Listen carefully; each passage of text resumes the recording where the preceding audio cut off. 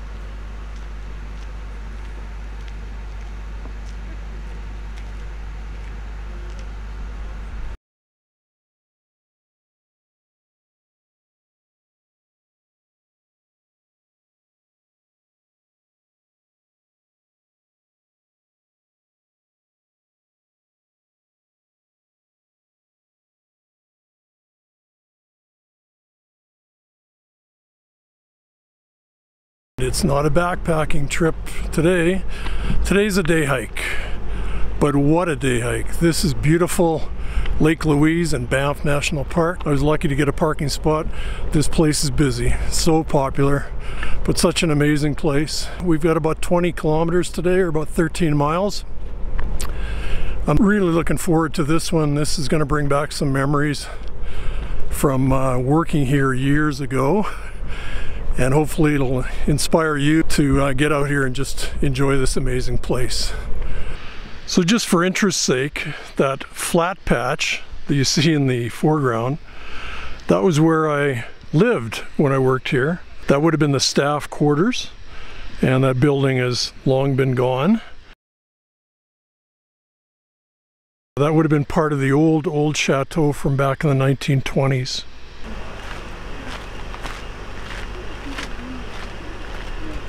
So this is the first switchback that you come to. It's just been a long slog up from the hotel to Little Beehive, and this is about 1.5 kilometers or about a mile up from the hotel.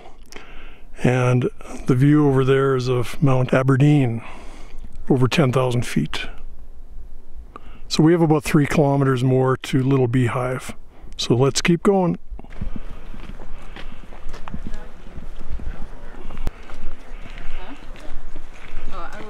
So this is Mirror Lake, and the trail is going to continue off to the right over to Little Beehive, which is up through the trees. And then from there, we're going to head down to Lake Agnes, which is up there. And the Big Beehive is there. We're going to go up there after Lake Agnes, and then west to Plain of the Six Glaciers. This is the first real view of the Bow Valley off to the southeast.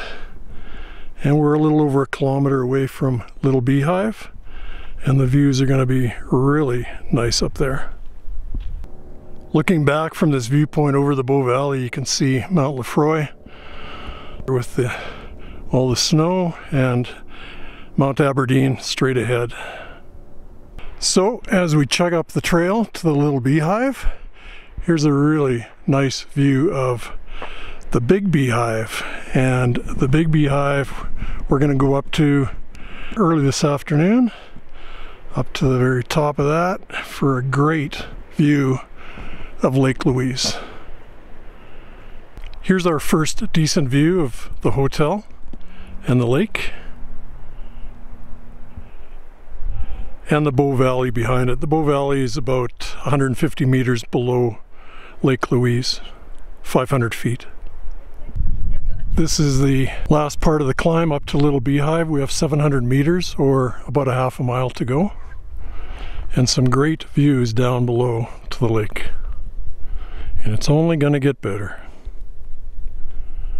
Well, we've reached the old lookout at Little Beehive, and now we're going to get some great views of the Bow Valley. Can't really see the lake from here, but we'll wander around and have a good look. You can see Lake Louise Village down below, and then the interchange there, that the highway to the north or to the left goes to the Icefields Parkway up to Jasper. beautiful drive, probably top 10 in the world. If you've never driven that road, do it. And then the road off to the left is the Trans-Canada, heading west. And out there would be Yoho National Park in British Columbia.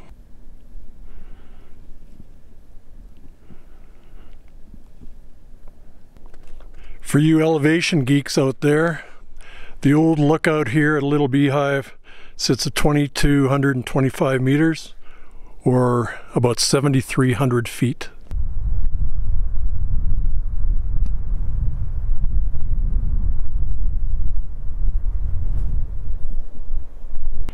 Here's a good example of a larch tree that I'm sitting beside. I'm taking a break up here on top of the Little Beehive, and this tree, the needles turn a golden color in the fall, and then they shed the needles over winter and regenerate needles in the spring. We're not far from Lake Agnes now, just about 100 meters, and below is Mirror Lake, which we were at a few minutes ago, and below that, beyond that, Lake Louise and the hotel.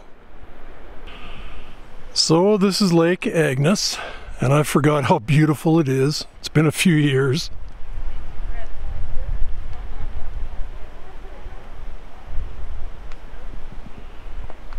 And what a great day to enjoy it. I think the high is supposed to be 15 Celsius today, or about 60 Fahrenheit. The last nice day of the season, apparently, according to the forecast. This is the tea house at Lake Agnes.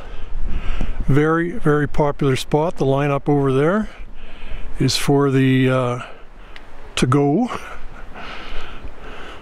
So you can grab lunch here if you want, or a beverage. So in a few minutes, what I'm going to do, I'm going to go along the trail over there on the far side of the lake, around the far end of the lake, and then begin the climb up to the Big Beehive, which is up, way up high on the left. We're going to climb to the top of that for some great views of the valley, and then continue on to the Plain of the Six Glaciers.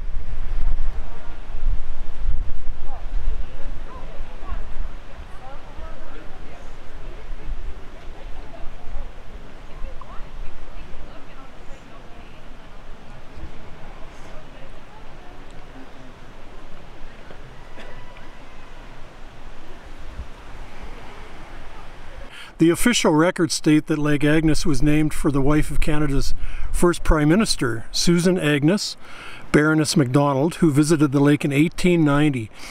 And she had been told by an official with the Canadian Pacific Railway that she was the first person to visit the lake. But then she learned that her guide, who was the manager of the chalet at Lake Louise, had previously led a woman from Toronto, a lady named Agnes Cox.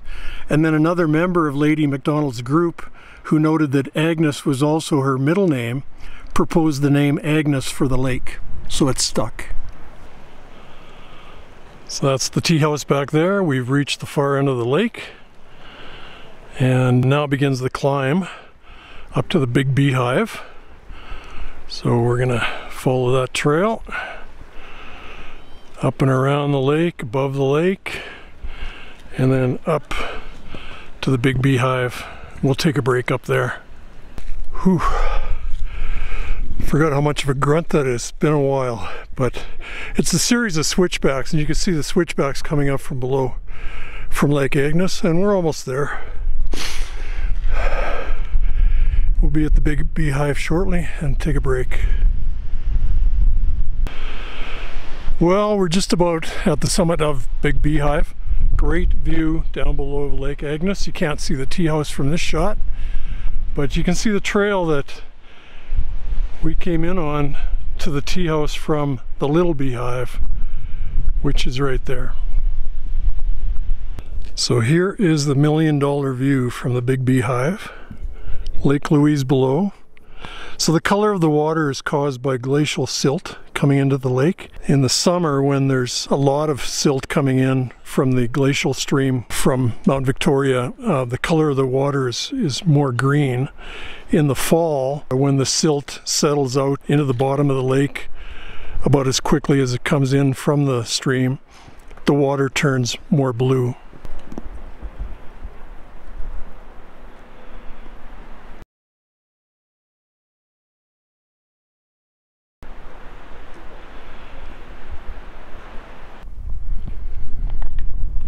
This is a nice gazebo shelter that they built on the top of Big Beehive.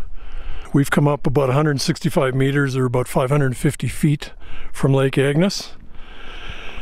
And we're about, I think it's about 7,600 feet right now. We're about 2,000 feet above Lake Louise. Lake Louise sits at about 5,600 feet.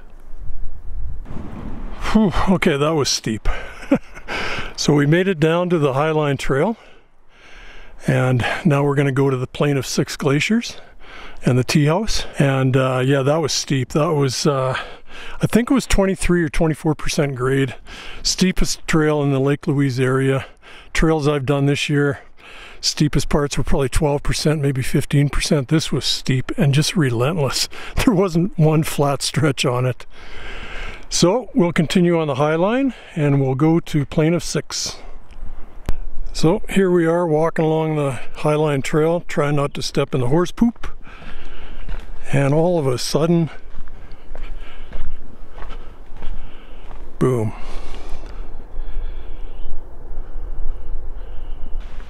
So here's a great view looking back at Lake Louise, and we're making our way up to Plain of Six Glaciers teahouse. And you can see the trails down below. This is the tea house at the Plain of Six Glaciers, obviously closed up. This was built in the 1920s by the Swiss guides that were hired by the Canadian Pacific Railway to guide their clients from the chateau down at the lake up to Mount Lefroy and Mount Victoria. So it was an overnight shelter for the guides and their clients. But we're not stopping here, we're going to continue up to the Glacier Viewpoint. Well, we've reached the end of the trail, or the far end of the loop anyway. This is Glacier Viewpoint. You're looking at Abbot hut. This was built in the 1920s by the Swiss guides, named for Philip Abbot, who passed away from a mountaineering accident in the late 1800s. And that gully that you see coming down from Abbot hut is known as the Death Trap. And it's really, really steep and prone to avalanche. Over the pass is Yoho National Park and British Columbia. So the ridge that you're looking at on the top of Mount Victoria and Abbot Pass is the Continental Divide, or the BC-Alberta border. So what you see around us, this is known as a moraine. This is debris left over from receding glaciers. So the glacier on Mount Victoria has receded about 7 meters every year, or more than 20 feet. So in the past 150 years, it has receded more than 1 kilometer. And being early October, the sun is now going down behind Mount Victoria. Sunset today is 7:15. That's Mount Lefroy over there. Mount Lefroy, there was some rockfall earlier on the east face. Here's another good example of the moraine and what's left behind by the glaciers. So across the valley there, that's the moraine that was left from the glacier below Mount Lefroy over there. And then all of this mess down below is from the glacier below Mount Victoria.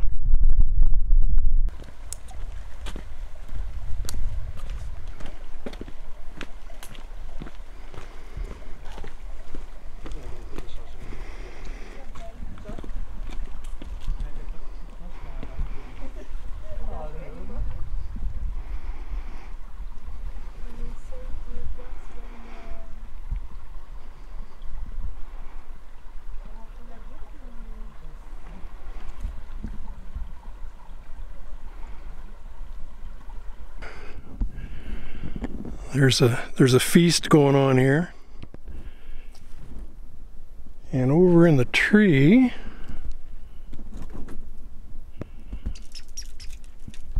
somebody's watching.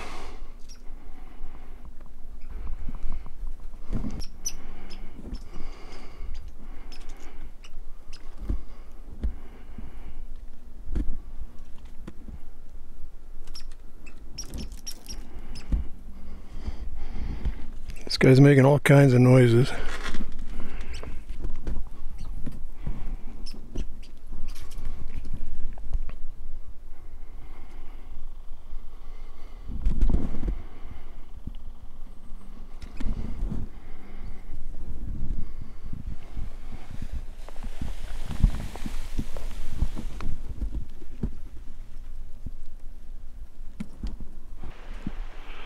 Here's a pretty good example of what we're walking on the next few hundred meters. A whole lot of rock, so your feet are going to let you know at the end of the day all about this.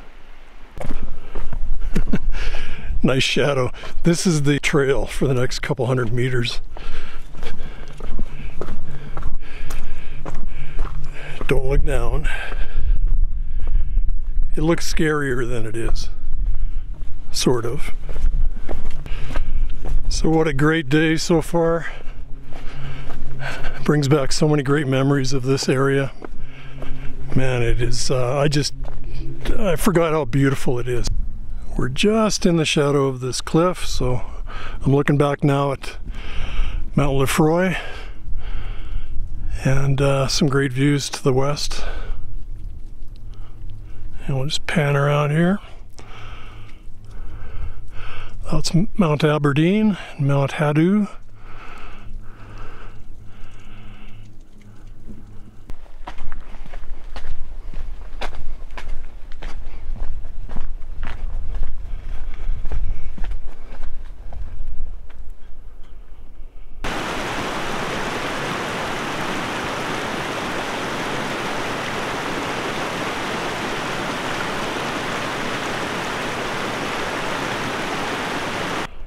So we're at the west end of the lake, and this is just showing you the glacial stream that comes into the lake. So early October, there's not a whole lot right now, so consequently there's not a lot of glacial silt that's coming down into the lake itself.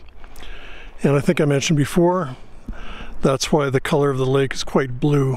In the summer it'll be more green because this river, this stream would be way stronger.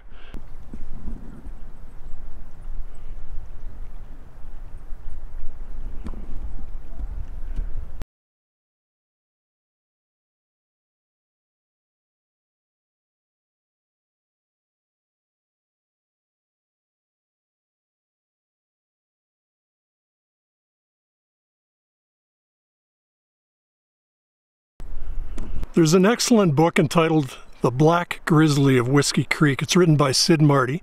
Great book. And in the book there's details about a letter sent out in the spring of 1979 by the Banff National Park superintendent to all businesses in Banff National Park, including the CP Hotel's Chateau Lake Louise, taking a tough stand on the garbage storage problem. The letter said that bins must be bear-proofed, grease containers must be placed in the bin to prevent spilling, garbage must not be left out at night to attract animals, and the park superintendent promised to prosecute offenders and suspend their business licenses.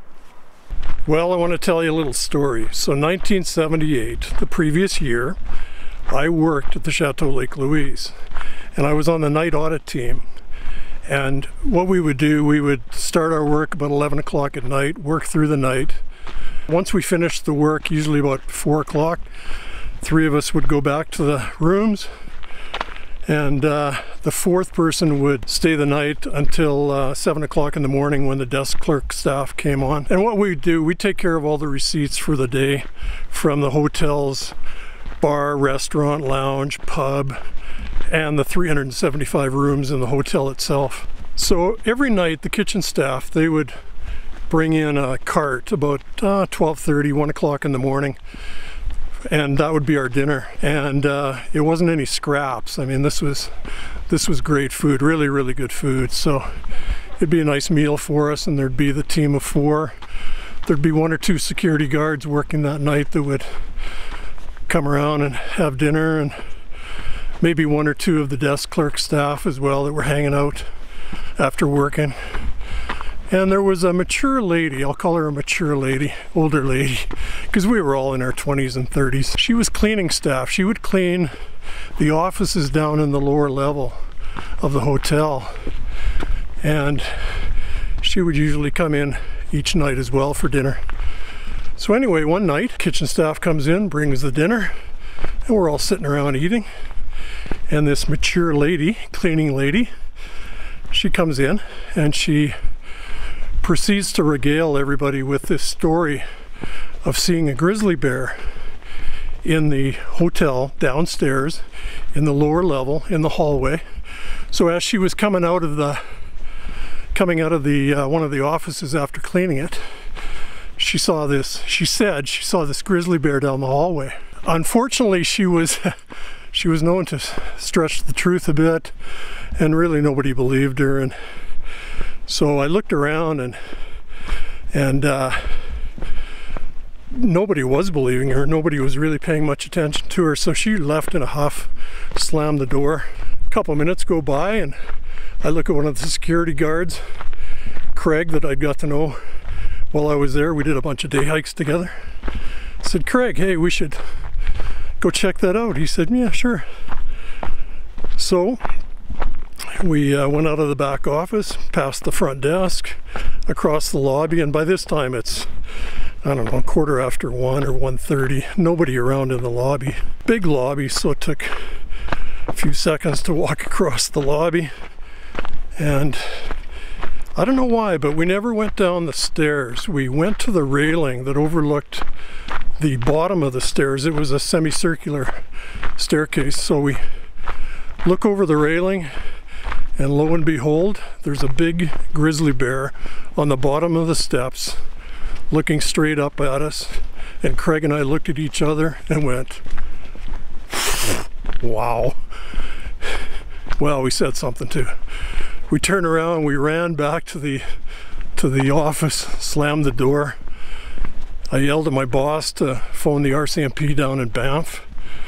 Back in the 70s, I don't think there were, well, maybe there was conservation officers, but anyway, she phoned the RCMP, and I mean, that was a good half-hour drive from Banff up to the chateau, and by then I'm sure the bear was long gone. But obviously, that one problem that the park superintendent was referring to led to that little incident. Just another night until all hell broke loose. True story.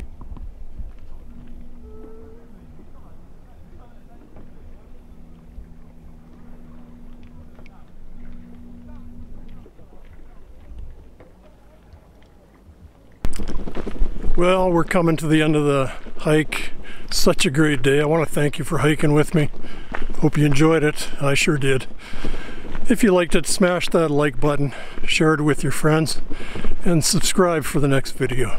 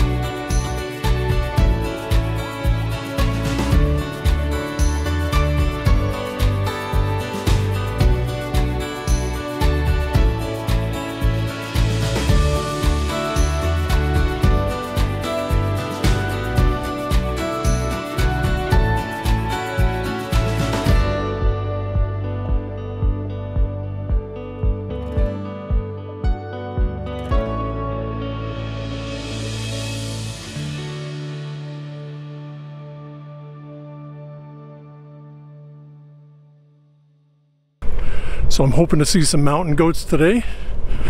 So let's go.